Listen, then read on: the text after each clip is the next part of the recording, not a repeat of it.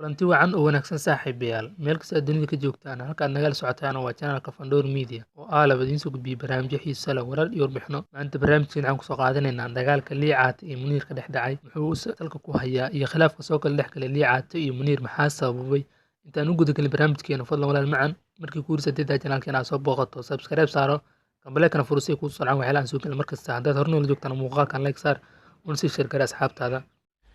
ta kalena waxaan maqlay Soomaalidu like kuma saarta ma garanaysaa fiidiyogan like saara waxaan rabaa inaad fiidiyogan like saartiin inay lacag lagama qaadaye like iska saar ha adaan kula hadlaya adiga ninkay daawanaya inaan waalan muusa laakiin ma waali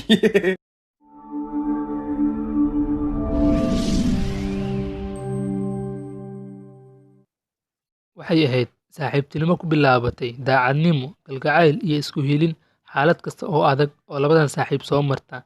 Midba kan kale ma ogoleen in uu ka tago cidlo, taasina waxay ahayd halkudhiga labadan saaxiib waa Muniir iyo Lii Caate. Labadan saaxiib ayaa ku caan baxay in baraha bulshada saaxiibo dhow ay ku noqdaan, waxayna ahaayeen laba jilyaal oo dadku ay aad u jecel yihiin, gaar ahaan dadka YouTube-ka ku xiran. Waxa ayna ka soo muuqdeen muuqaallo aad u fara badan sida challengeyo, riwaayado iyo barnaamijyo kale oo xiiso leh. Hase yeeshee, waxaa in badan la la'aa labadan saaxiib iyagoo wada jooga ama barnaamijyo soo wada duubaya, waxayna isku dhaceen khilaaf soo kala dhex galay awgeed, balse weli aysan khilaafkooda soo bandhigin ama aysan shaacin.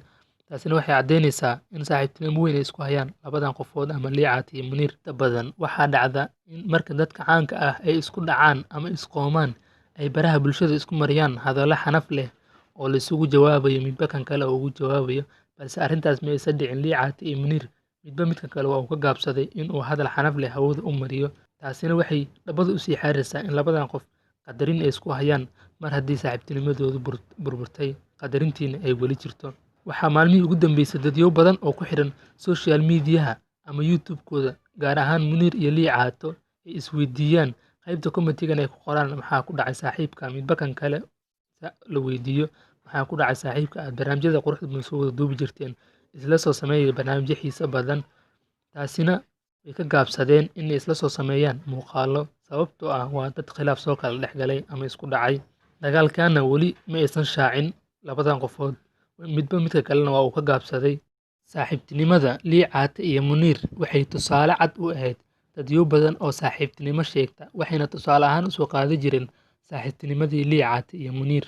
Waxay ahaayeen dad markasta iska faraxsan, barnaamijyo shactiro badanna soo geliya social media, dadkuna ay aad u jeclaayeen daawana jireen muuqaaladii. Balse maalmihii ugu dambeysay wax muuqaal islam aysan soo sameyn, waana ay kala guureen oo waxa ay kala degeen laba qaybood ama laba guri ay kala degeen Malaysiana ku kala yaala.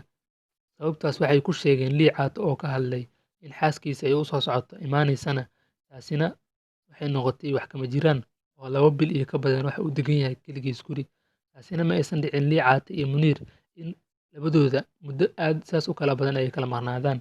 Taasina waxay sii caddeynaysaa in khilaaf uu soo kala dhex galay labadan qofood.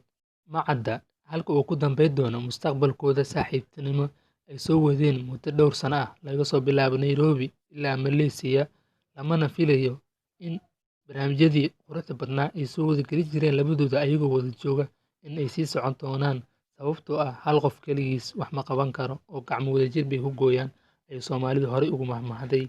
Waxaana haddaan nahay taageerayaasha ama bahda Fandoor Media, waxaan leenahay isku soo laabta oo muuqaaladii aad soo wada samayn jirteen ee xiisaha lahay soo wada sameeya, oo gacmo wadajir bay wax ku gooyaan, iskarab qabta. Waxaan rajaynaynaa in saaxiibada ka agdhow Muniir iyo Lii Caate inay xaliyaan khilaafkaas, sida arrimaheena Asad Xaajiyo iyo saaxiibada kale ee ka agdhow. Muniir iyo Lii Caate ayaa ah labadoodaba xaaslayaal oo waxa ay qabaan gabdho, waxayna ka baxeen qaybtii iskaabulada, balse lama oga in ay kala fogeysay arrintan iyo in kale. Waxaan la xiriirnay dadyo badan oo ka agdhow Lii Caate iyo Muniir si aan wax badan ugu ogaano khilaafkan ama dagaalkan soo kala dhex galay Lii Caate iyo Muniir, balse arrin cad nooma aysan xaqiijin oo faahfaahin cadna ma aysan siin. Waxayna sheegeen in khilaaf uu soo kala dhex galay labadan qofood, balse waan ogaan doonaa maalmaha soo socda arrinta khilaafkan ama dagaalkan salka uu ku hayo. Halkaad nagala socotaan saaxiibayaal waa channelka Fandoor Media oo aalaba idiin soo gudbiya barnaamijyo xiiso leh, warar iyo warbixino. Barnaamijkan gaaban aan kaga diyaarinay dagaalka Lii Caate iyo Muniir. Fadlan walaal macaan markii kugu horreysay channelkeena aad soo booqato, subscribe saaro, gambaleekana furo si ay kuu soo dhacaan waxyaalaha aan soo gelin markasta. Haddaad horey noola joogtana muuqaalkan like saar, una sii sheekar asxaabtaada si ay u daawadaan wax badan ay uga ogaadaan.